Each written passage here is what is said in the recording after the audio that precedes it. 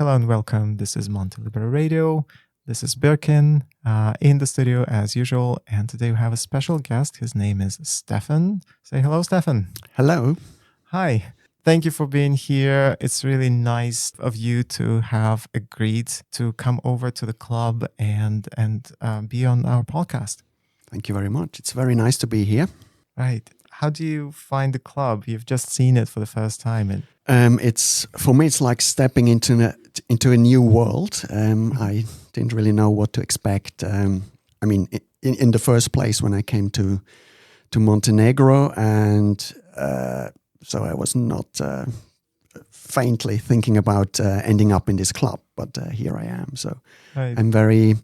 It was a very warm welcome, and I'm very impressed what I'm seeing here. Right. Well, thank you for coming over. It's really nice to see you here. Are you always that adventurous? Because if you think about it, you came over to Montenegro with no particular reason, with a very vague idea of what you would expect here. I wouldn't call myself that adventurous, but I have lived abroad for quite some time.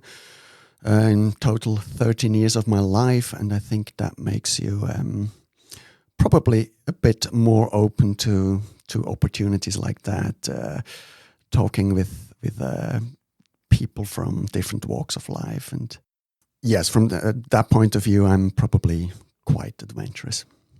Right. Well, at least you're more adventurous than most people would be able to say about themselves, I guess. Mm. Right. So what brings you here to Montenegro? Actually, I saw during the Corona, let's call it madness, I was like everyone watching YouTube videos on end, and I came across a video about a group of young Germans who emigrated to Montenegro because of the Corona measures in Germany. And they just talked about the country, the beauty, the warmness of the warmth of the people here, and how welcome they felt in this country. And I was very intrigued, on one hand, about the whole idea of emigrating to a country of what we don't really know much about, and secondly, also exactly what I just said, the beauty of the country. I thought I really want to see that one day. I think about 3 years have passed now, and finally I'm here. Oh, after 3 years. So it took you 3 years to actually decide to come, or? I don't think it was. Probably I made my decision right away 3 years ago that I will come one day. Mm-hmm. But then, the Corona thing went on, and it was very difficult to travel. So I think it just, when life finally went back to normal, in quotation marks, there were other things to be sorted first. But I'm still happy that I finally made it. Well, how much did the Corona affect your life? It was kind of a double-edged sword for me. On one hand, it was amazing how much time I had at hand suddenly. So it was actually a very creative time. Mm-hmm. I produced quite a lot of music during those months. On the other hand, I have not played or had any concert for about 2 years. And for me as a musician on the production side, it's very important to go out, to meet people, to find new opportunities, and that was actually horrible. Mm-hmm. On the other hand, as I said, I produced so much music during that time, so it's still very difficult for me to say, was it a good thing or a bad thing, musically speaking. Yes. I should probably mention that Stephan is in music industry, which is why we are talking about music. I see. Well, in any case, as I understand it, if you work with the orchestra, if you have to work directly with the musicians, you still have to be there in person, don't you? Exactly, yeah. Which means that the Corona might have affected your work negatively as well. Absolutely, yes. And for me, it was interesting to see that it was one of the first things that was shut down was the whole cultural sector, whereas I think it was for the whole time it was possible to play football. So nobody touched football, but music and theater and arts was immediately shut down, which I think tells a lot about our society. Yeah, I guess, and we can imagine where the government's priorities lie. Quite sad. It is, yeah. And I'm not saying football should have been shut down or anything. It's just that the government has this option of actually choosing for people. Okay, so this we can allow you to do, and this, no way. Yes, absolutely. That. Well, was it the first sort of red flag for you? Or did you, even before the corona, did you see how the government actually worked in mysterious ways and unexplainable ways? Yes and no. I mean, for probably the most part of my life, I thought that I would live in a liberal democracy. I was not really questioning my government a lot. Mm-hmm. On the other hand, I guess I've always been very interested in history and world politics. We've had wars all the time, so I was always questioning certain decisions by governments. But let's say, bottom line, I was still relatively happy where I was. Okay. So it was definitely for the first time something that serious happening. Definitely, yes. Well, the corona was a sort of wake-up call for many of us, especially those who still live comfortably, or thought they lived comfortably somewhere in Europe. But when you start questioning the government, there's no end to it. Like, you start, looking at things from a different point of view, and you start questioning more and more things. You're opening Pandora's box. Yes. Exactly. You're going down the rabbit hole. And sadly, I have to say that I was living most of the time all the time in Western Europe. And I think we don't really have any real problems. Or up until Corona, we didn't really have any real problems. And so I think that was a real shocker. And I do think that none of any European government was faintly prepared for a moment like that, although they all had their pandemic scenarios in stock. But I don't think that any of the governments, maybe apart from the Swedish, really followed their own plans. They were totally taken by surprise, which again is very surprising and shocking.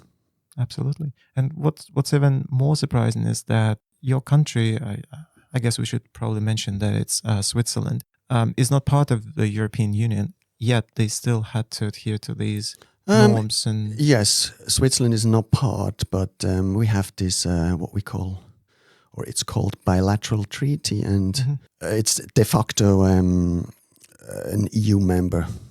We have all obligations, but no rights, or the other way around. I don't know. As long as the Swiss pay, they get everything.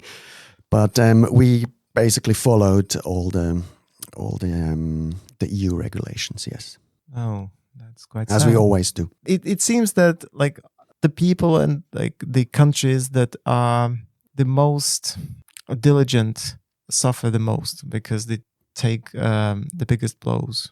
It just, to me, it looks like this because, if you don't care much about the environment, for example, you wouldn't probably need to sort the rubbish or anything like this. Like, that's not your problem, just doesn't matter. Yeah, that's true. And it is countries like Switzerland, for example, where as I know, they care about recycling and how much rubbish there is on the planet, etc. And where they sort the rubbish, they also pay the highest price for other people's mistakes. And I just don't know how fair this is. But that's just... Yeah, it's a good point. Yeah, and I think the Swiss do, or try to do things right. So again, with all these corona measures, they did it properly.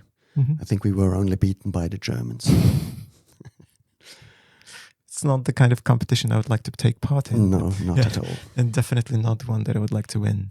Well, since we've mentioned it, since we've narrowed it down to Switzerland, it's funny how libertarians, among other countries that inspire them, that they've always looked up to, they mention Switzerland because the level of self-representation, at least on the local level, is just something that we could never dream of, at least in post-Soviet countries.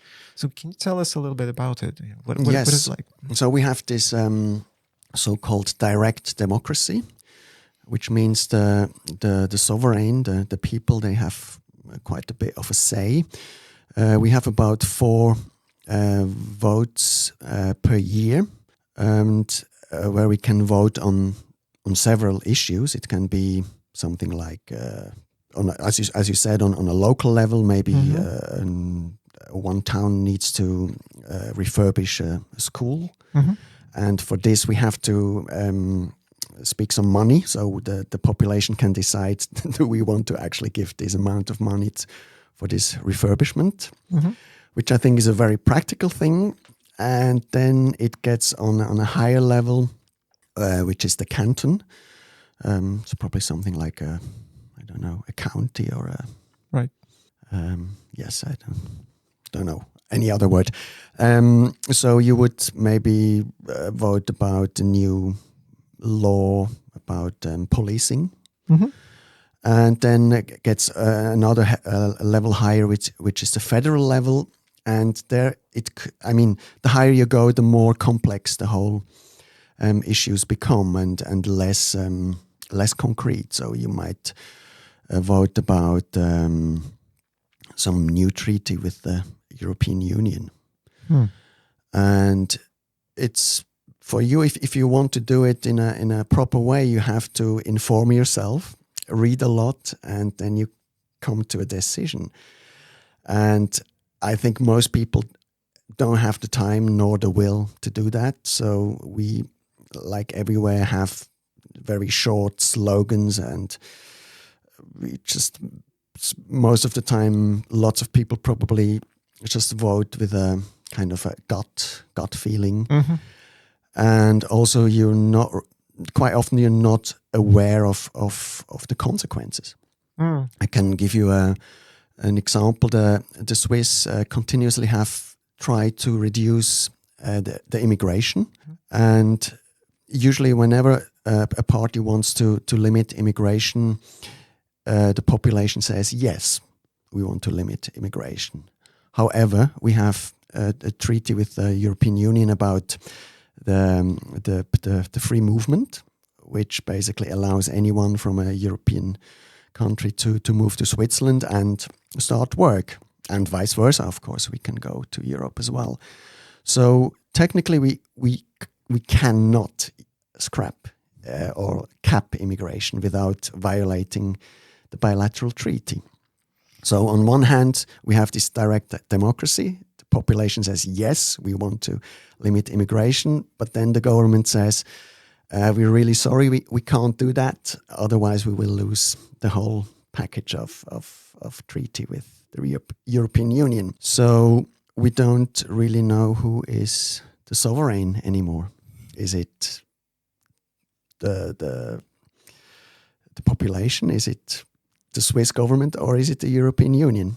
Well, based on what you said, I think we can imagine what the real answer is. Up to you, exactly. Yeah, I kept wondering like how this perfect system of like self-representation and the voting 4 times per year and just voting for good things for your district, for example, like refurbishing a school, like getting more police to work in this area or canton, etc. How it ended up there. I mean, with the EU telling you what to do, and it's so weird. And on the one hand, it's the result of the globalization, of course, and how we are like we cannot be an island, as they say. No man is an island, no country is an island these days. But still, on the other hand, how much independence do we have? Yeah, that's true. But I mean, we saw a similar thing with the UK. I think they had the exact same issues. They wanted to limit immigration. I remember when what was his name, David Cameron. Yeah. He went to Brussels for a New Deal, and he came back empty-handed. And so I think that the British people took matters in their own hand and voted for Brexit, which was a huge surprise to everyone. But do you personally think it was the right decision? I was actually at the time living in the UK, and I was not expecting this to happen. Nobody was, I guess.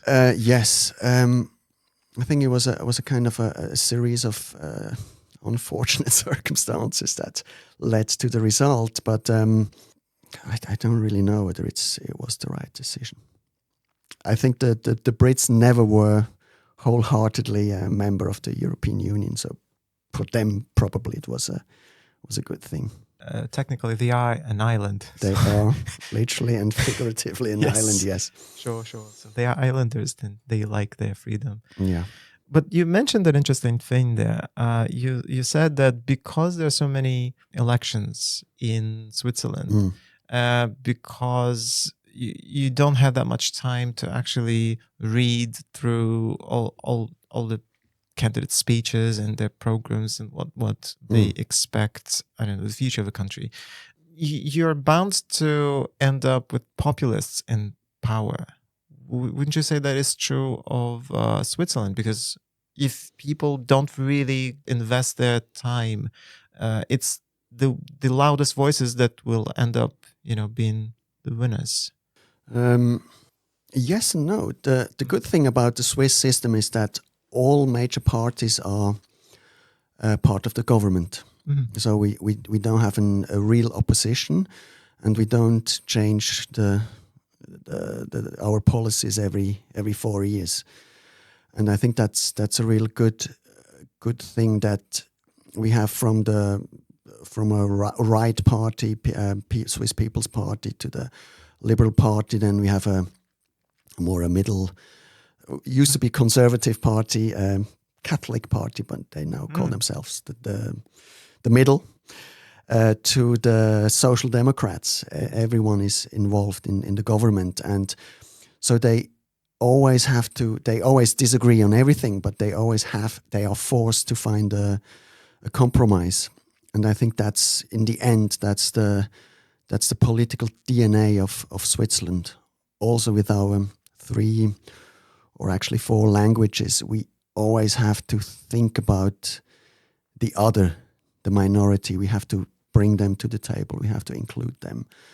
So I think Switzerland is not very prone to real populists. Mm-hmm. Although on the other hand, as you mentioned, we don't have the time to read a lot about a certain vote. So usually we get a small, how do you say it, almost like a leaflet with the bullet points, the most important points. And at the end, it always says the Federal Council suggests you to vote yes, for example, on this issue. So I'm pretty sure a majority of people, they just read, okay, they tell us to vote yes, so okay, I vote yes. Okay. And this can be quite, it can be very dangerous, because quite often, as I said, people are not really aware of the consequences. And so they just think, they decided for us to vote yes, so must be good, because the government means well. And people still believe in the government. They still believe that, yes. And maybe also a reason why during the time of Corona, people were really happy and willing to comply with all the measures that were put up. I see. And how willing are people to actually vote in Switzerland? Like, I don't know if you're aware of the percentage of the population that actually... it's actually very low. Oh. It's very low. Oh. It's probably around 40%. Well, I wouldn't say it's that low, but it's... Yes, but then you have to also imagine Switzerland has a percentage of foreign population of around 25%, who are not allowed to vote. Officially, so 25% of the population is not even allowed to vote, and of the rest, only 40% vote. So it's not a lot of people deciding for the whole of the country. And I don't just take it or leave it. It's just something that I've heard that some governments find it a good idea and a rational decision to bring more incomers into the country so as to reduce the number of people who would be able to vote in the first place, like out of the whole population. Not everyone is going to vote in the first place. In your case, you said it's 40%. And maybe because there are even fewer people out of the total of the population who can vote in the first place, it's probably easier to push some decisions that might be unfavorable to the majority. That's an interesting point. I never thought about it. But on the other hand, because there is such a high percentage of foreign nationals, there are always calls, of course, from the more parties more on the left, that actually foreigners get the right to vote as well. At least on a municipal or a cantonal level, which is also a fair or an interesting point to raise. Should they be allowed to vote on certain issues that would also affect them? They pay taxes, so they should have a say as well. Right. Yeah. I mean, that's a fair point as long as they are in the country legally and have grounds to stay. That kind of makes sense. Yeah, I think so too.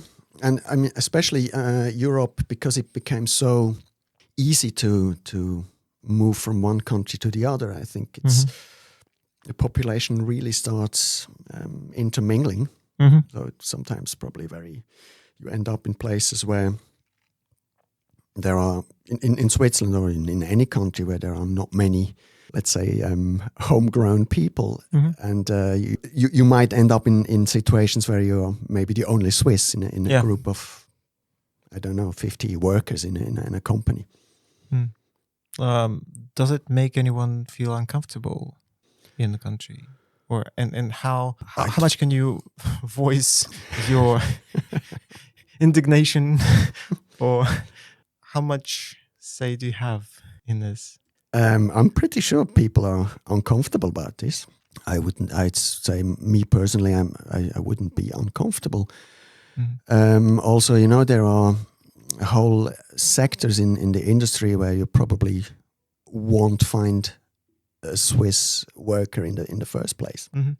But I think that's in many societies it's like that. The immigrant starts rock bottom, doing the jobs that the local doesn't want to do, and slowly works his or her way up. So I'm pretty sure you can be one of the only Swiss easily in a situation. Well, some people might still be a little bit intimidated by the future of the country because the national identity would change, or some part of it, that you believed in, that you thought was represented Switzerland is dying slowly. Yes and no, because one thing of the Swiss national identity is that we don't have a national identity. Because we have a very distinct a German part, a French part, and an Italian part. We also have a very small Romansh part, which I think is a very small part. So it's in this discussion not really of any significance. So we have three distinct entities. So we are already very diverse. So that's also one of the reasons that I think, although the Swiss have a reputation of being slightly xenophobic and not very welcoming, I do heavily contest that preconcept. I think Switzerland is one of the most open, welcoming and tolerant societies within Europe. Well, yeah, I can vouch for that myself because I've been to Switzerland and I've been to places like Geneva. Because Yes, of course. you can't be xenophobic in a place like Geneva, for example. I mean, it's true. We're not very warm people. We might not welcome you with open arms, but I think once the Swiss opens up, you found a friend for life. Whereas I have been to countries where it's the other way around. It's very warm welcome. You're welcomed in. Everybody's friendly, and you make friends very easily. But people, next time you see them, they don't remember you. Easy come, easy go. Right. Well, you mentioned how you have this pretty stable political system with several parties, and it's important that everyone should be represented. Maybe you can tell me about some of the elections and how maybe public opinion swayed the other way after the corona. Maybe some parties used it to their own advantage, in order to shift the public opinion. Maybe they voiced some of the concerns that they had about I don't know, vaccination or about the quarantines and etc. Because to me it would seem like a perfect opportunity. It would have been the perfect opportunity also actually for the media, but sadly I think everyone in the political world more or less agreed on just about everything.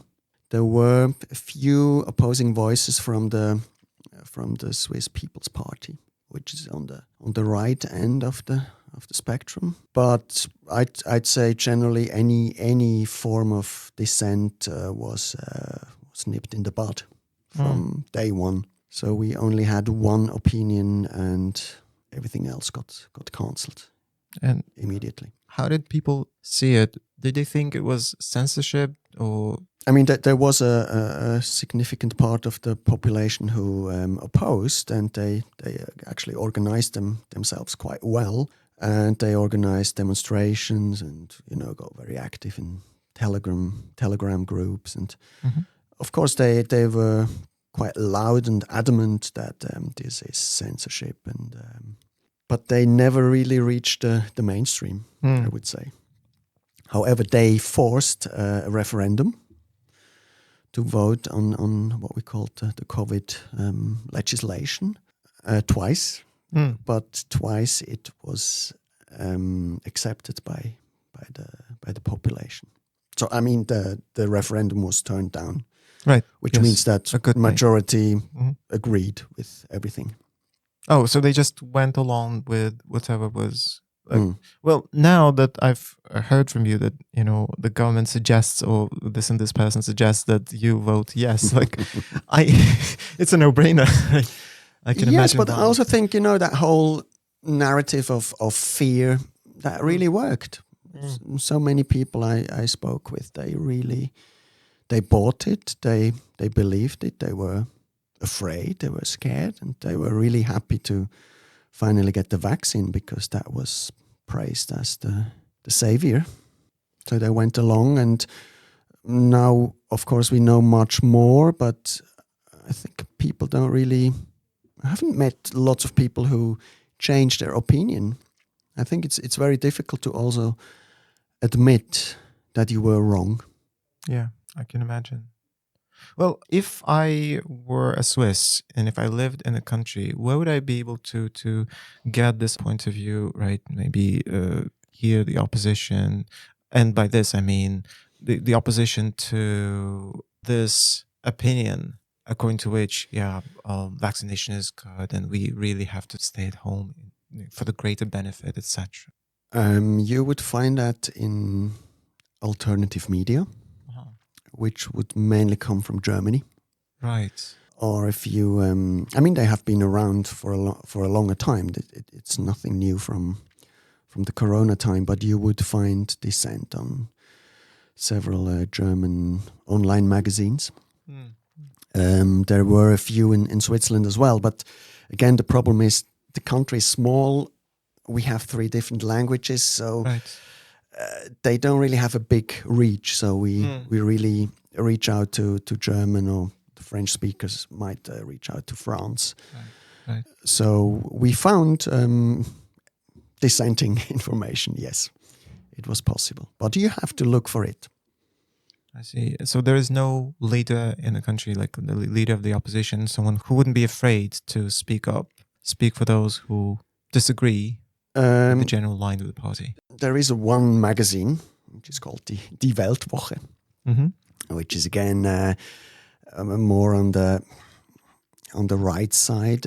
Its chief editor is also a politician. Although I think they also made, or the chief editor made a bit of a change. I think he was pretty much online in the beginning, but then he started questioning and changed his mind. How popular are liberal ideas or libertarian ideas, perhaps, in Switzerland? It's just that, as I was saying, a lot of us look up to Switzerland as a source of inspiration because of freedom of self-expression, freedom of speech, of course, the right to bear arms, and this self-representation, and maybe like this elaborate voting system on many different levels. It possibly is one of the most most liberal countries in the world. That's true. However, I think again, Corona showed that it's not exactly the way as we thought it was. We have liberal laws in terms of, for example, arms. Yes, we have conscription, so every Swiss has to do army service. So that means you get the gun and you get to take that gun home with you. So I don't know what's the percentage of Swiss households that actually own a gun legally. They don't have any ammunition, but they own a gun, which is quite probably something striking for foreigners visiting Switzerland as well. You see soldiers, taking the train with a gun and just carrying it like a handbag. So that's quite, I think, a liberal thing. We don't have much restrictions in a everyday's life, but still, I was quite astonished or shocked what was possible again during Corona. How easily our so-called liberal society just went along and bent over, basically. Yeah, that was shocking for me, and I'm still trying to come to terms with that. But you said it yourself that people are used to believe in the government or trust in the government, and maybe these are related. So maybe there is no way you can be truly free or call yourself a liberal or even a libertarian without defying the government in the first place, without actually claiming your own life for yourself and saying, okay, so I'm going to be responsible from now on. So you can't have both of them. You can't have it both. That's true, yeah. Especially with a threat of a virus. I mean, you have to take responsibility for yourself, yeah. Right. Especially since earlier, before the podcast, we were talking about the healthcare system and how it is obligatory in countries like Switzerland to actually have medical insurance. And there's no way you can actually opt out. I don't think you can, no. You have to have a policy, yes. Right.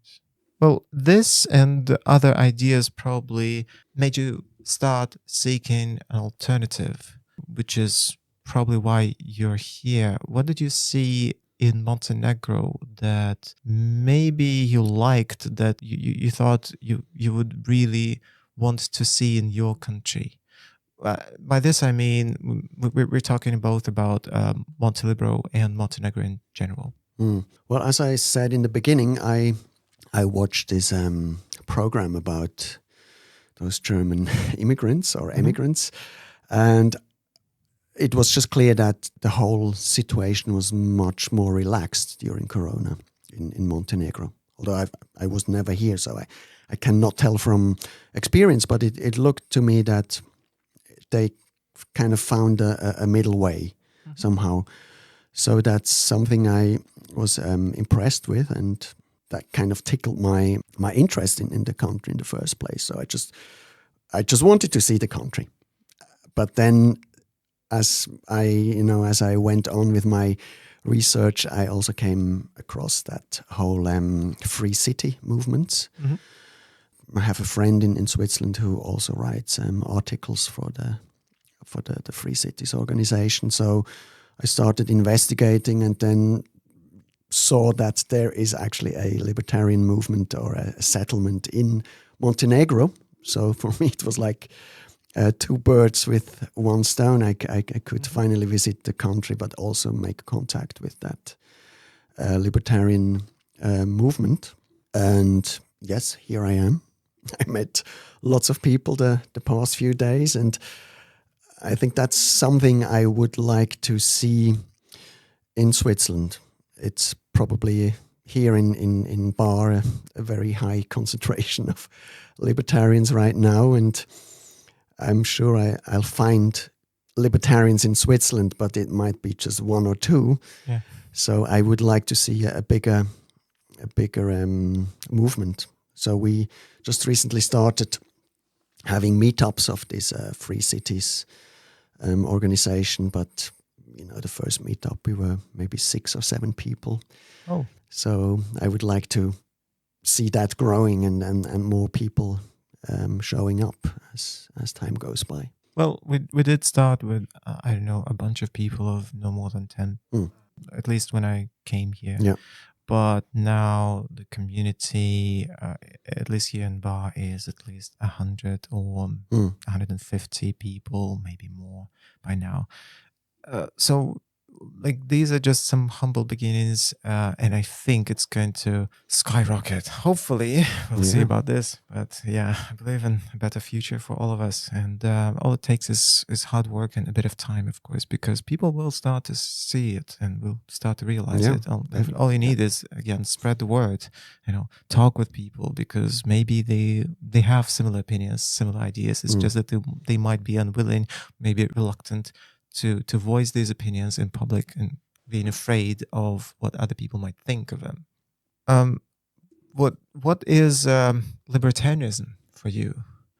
You said that you have meetups already, and this was something new, because you never actually called yourself a libertarian per se. So how do you define libertarianism personally? It's a very good question. I mean, the word, of course, implies that you are your own master. You decide for yourself what is best within a certain framework. And for me, I think it's the most important thing is not to harm other people, and that's a principle that is almost universal. That doesn't make me a libertarian yet, but I mean, I came through the idea of the free city. I came to this movement. I like the idea of having a contract with I call it a government, for lack of a better word. Yes.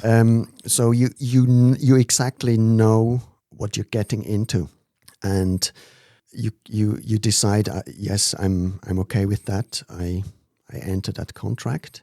It gives me the freedom also to end it.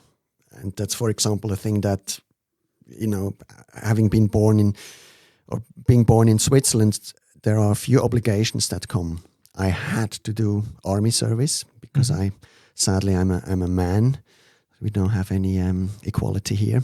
It's only young men who have to do it. I have to have a compulsory health insurance, and I have to have a TV and a radio license that I compulsory have to pay for. Even if you don't have a TV. Exactly. I don't have a TV. I have not watched any Swiss television for 20 years, but every year I have to pay 350 Swiss francs. So I need to generate roughly 1,000 Swiss francs every month to simply exist, to breathe. That's insane. It's insane. And to make things a bit worse, to add insult to injury, we also have a thing. It's very hard to translate. In the tax system. If you are the owner of a house, you have to pay tax on a artificial rent. So it's called Eigenmietwert. I cannot translate that. So if you had to rent your house, the government kind of defines, okay, that house you would have to pay X amount of rent, and for this amount of rent you have to pay tax. So Even if you you're need to earn money in order to live in your own house that you own. not very libertarian. That's Switzerland. Wow. You've opened my eyes to a lot of things just now. That makes me wonder why there are only 7 or 8 libertarians out there. There should be more. Makes me wonder why people want to come to Switzerland and live there. Yes. Why people would be so willing to comply. Yes. Interesting. Well, because they know it provides a great standard of living. It's a very comfortable country to live in. You don't really need to think. You don't need to. You're sort of coddled. Yes, pampered. every decision is being taken for you. Yes, and as long as you pay. Yeah, but does it mean that libertarian still has a future, in your opinion? I mean, realistically, if people are like that, let's be honest, if they want other people to make decisions for them. I mean, at least in Switzerland, it's very difficult to be a libertarian. There are lots of people who refuse paying, for example, the TV license. Well, you just end up being criminalized for it. So there's not much you can do about it. So I think there are better places to be a libertarian than Switzerland. It's relatively liberal in itself already, but it has a clear boundary which you cannot overstep. And I think a country like Montenegro offers better opportunity to live up to this ideal of libertarianism. Well, yes, we did our research before choosing this country. You can find it on the website. Question is, what happens should they join the European Union? Yeah, good question, but hopefully it's not going to happen anytime soon, because quite often I would read this in the news, in the local news, and the EU would always complain that Montenegro is not complying with the standards of the European law, and it is questionable whether they would be accepting Montenegro in the European Union anytime soon. And there's one word that I mentioned earlier. It's Polako, which means slowly, go easy. Yeah, Montenegrins like to take things slow and just not rush into anything. And I think, fingers crossed, this is going to save us from the European Union. But again, maybe the European Union is desperate for new members. I don't know. Who knows? Maybe the European Union will collapse under its own weight before we get the chance to enter it. Who knows? Maybe other countries will start opting out, because we don't know how this current crisis in Ukraine is going to affect them. I honestly thought after Brexit that it could start an exit movement. But I think Corona and now, of course, the Ukraine war kind of stopped that. Yes. Yeah. They definitely brought the European Union together. Yeah. Because they needed to stand united. Yes. Yeah. So we should thank Mr. Putin for that, I guess. I don't know. Also for higher prices and inflation, but also this. Where do you see yourself? It's like a job interview, but like, can you imagine yourself working in Europe, for example, in 10 years' time? Or do you think you would rather go elsewhere, say Brazil or Australia, or I don't know? Not Australia, man. Yes. I thought about it just the moment I said I thought maybe not. It used to be one of the countries that could be an option, but yes, it was shocking. Exactly. It was absolutely so shocking what happened. Also Canada and New Zealand. All those Five Eyes countries, I guess. I'm, being a musician, I'm self-employed. I'm a freelancer. I really have the luxury of being able to work anywhere in the world. So I see myself traveling back and forth. I mean, I have lived abroad for a long time, so only 5 years ago moved back to Switzerland. I don't see myself fully emigrate again. But I see myself maybe spending half a year in Switzerland, half a year in Montenegro, or 3 months in, why not Brazil? Although it's also difficult. It's a wonderful country, but also very difficult. Yeah, and you still have to learn the language if you would like to, to be accepted as one of. Yes, and I think in Brazil one of the big issues is criminality, or that security in the public space. And I think again, me as a Western European, we're very naive. We don't see any danger anywhere. We just walk everywhere because we can, and that's what we're used. And that would be difficult, yes. Living in a gated community, going from A to B in a car, and yeah, difficult. But you're not concerned by not being tied down to one particular place, not having a house, for example, where you could imagine yourself living and. It's always kind of it's intriguing to have a house, kind of one's own nest somewhere, and exactly. Again, a very libertarian idea. On the other hand, I'm also trying to be ready to move any day. Yeah, I don't own lots of material things. So I'm always trying to be ready to pack my bags and move somewhere. But yeah, here I am currently just staying put in Switzerland for the time being. So it seems to me that in the future people will have to be much more flexible. Right? I mean, I don't know what would happen, if something like Corona happened again. Right. I imagine it wouldn't be that easy to shut down people or shut down the lives of people. I should hope so.